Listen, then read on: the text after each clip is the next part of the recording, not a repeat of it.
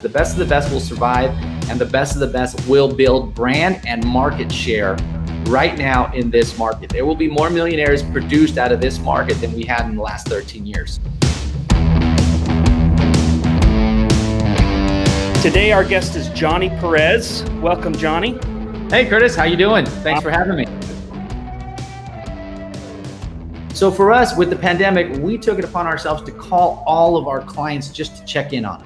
It had nothing to do with real estate. It was, how are you? How are you doing? How are you holding up? I'm just calling to check on you. If you need anything, let me know. Now you say, okay, well, Johnny, it's post, so to speak. You know, we're coming out of it. Still follow up. Hey, how did everything go? We survived. Wow, what's next, right? So just pick up the phone and call them. Again, if you have a big sphere, it's going to take a little bit of time. So do it like the farming. Block out a certain amount of time. Well, when's the best time to call? The best time to call is when you pick up the phone and you're dialing numbers. And invest into a CRM. I know a lot of good companies out there provide it, but you still want to invest in your CRM. Our CRM is really detailed in. We know when we send out an email, our AI is huge right now, right? Our AI will tell us when the best time to send it, because when they open their emails. For some of our clients, it's between the hours of 4 to 6, believe it or not, and no clue this ever happens. So we track on all those numbers and send out emails, guys. I know you might say, well, it's redundant. I keep sending out emails, but you just never know. You got to stay on a plan. Put them in that certain CRM plan and just follow that action. Take the time right now, guys, to study your scripts. Learn your scripts, because you can have 100 leads in front of you, but if you're not practicing your scripts, you're not learning your scripts. And I know the question, well, what script? Where should I go? I mean, there's so many out there, right? And I've been through them all with Curtis. We've been through Tom. We've been through Mike. We've been through Danny. The list goes on and on and on.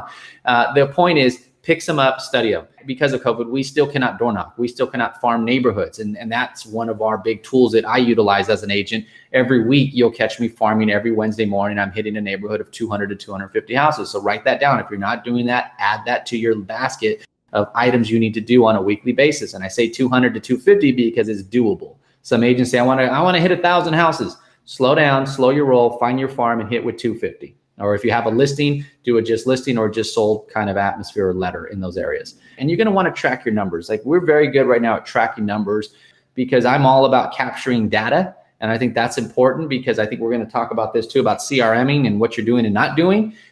So we want to utilize those resources that are out there for us. So if you're listening and you're an agent, I want to host an event, host on Eventbrite. It's free. You don't, unless you're charging for the tickets, which we don't charge for a ticket, but you can utilize that.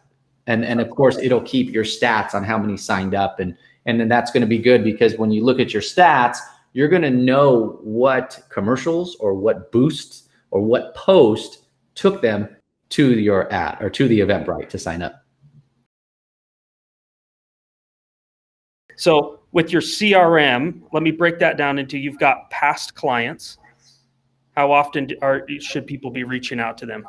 Past clients should be at least once a quarter. But I also put them now on our monthly email that goes out.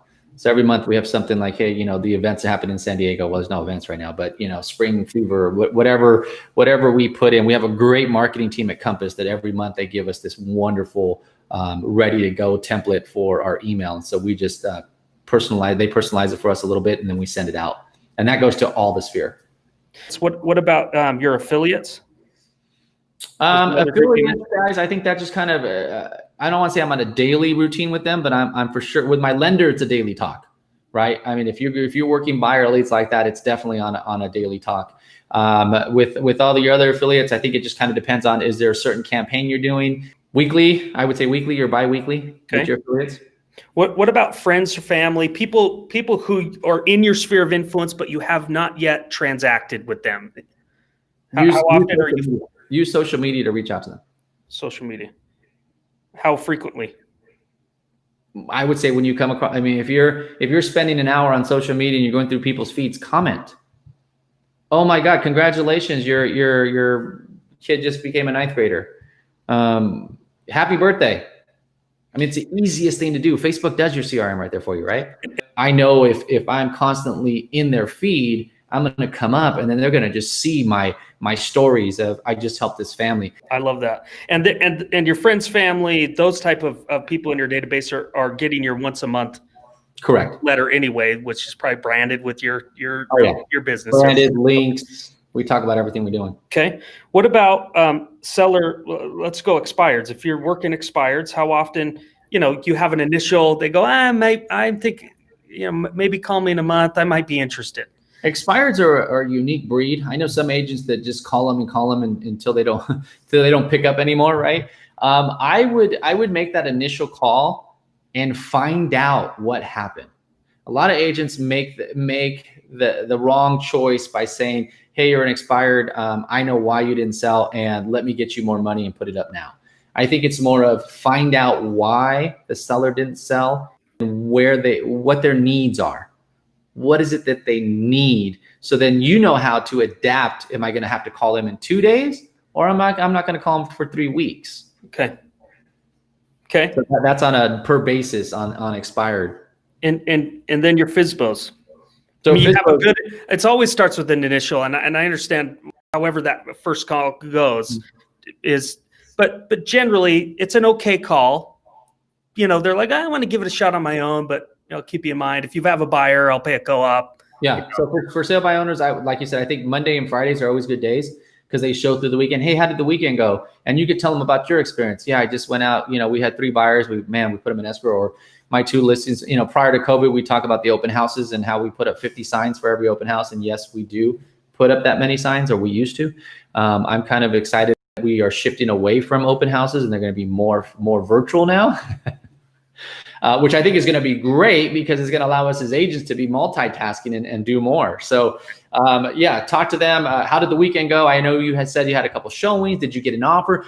Do you need help with that offer? And have my lender call them to get them qualified, because buyers are liars. Let's make sure they're qualified. Okay. Hey, it's a really good offer. It's a strong offer. It's all cash, or they're already qualified. They showed you their pre-approval. Great. What escrow company and title are you working with? Because I work with some of the great ones here in San Diego. You know what? Let me just refer them over to you. That's awesome. Okay, what about a geographic farm? Because you mentioned door knocking. You can't door knock right now. Right. So if somebody wants to work a 200, 250 homes, a geographic area, what's the follow-up? So absolutely. So there's two farms, real quick, Curtis. I know we're running a long time, but there's 2 farms. There's one, your geographical farm. Usually I tell folks, do it where you live at. Do it in your neighborhood so they see you, so they know who you are. A lot of us want to be secret agents. This is not the time to be a secret agent, okay? So in your neighborhoods, when we're allowed to start farming again, get out and meet your neighbors. Now, also keep in mind, sit with your title company and run the numbers of that neighborhood to find out what the turnover ratios are. When I started many, many moons ago, I was so hip that I wanted to sell houses in this certain community. And the reality of it is nobody sold there unless they died. And I hate to say that, but that's just how it went. And a lot of those, the kids end up inheriting the house and they never wanted to sell. They turned into a renter or moved into themselves. So check your numbers. That's where it goes back to your numbers. See what the turnover ratio is at. 7, 8, 12% turnover ratio. Great. The second farm that I do, that I said, you guys heard me say every Wednesday morning I used to farm, and I would hit 200 to 250. That would be with what is happening in my world that week. Did I just put someone in escrow? Is there a buyer looking for a house in a specific community or a certain neighborhood? Right? So it could be a just listed, it could be a just sold, it could be a letter on their door. Hey, are you interested in selling? I have a buyer for you. Okay. And that one rotates around depending on where my business is. One month I happened to be in South County of San Diego for the whole month, all 4 Wednesdays. The next Wednesday after that, I was in Carlsbad. And then I found myself in El Cajon. So it's going to rotate depending on your business, but it's going to keep moving, right? And again, don't overdo it. 200, 250 max is a great starter.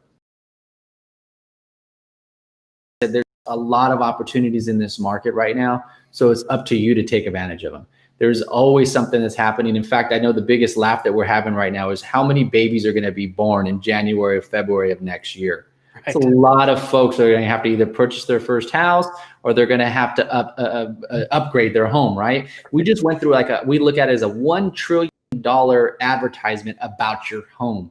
People have now realized that their house is too small. They don't have a pool. They don't have that extra room. A lot of people now found out that working from home, they're more productive. So now they're going to have a home office. So these are all topics to talk about and look at. So there's a lot of opportunities in this market. It's just a matter if you're willing to step up and do what you need to do.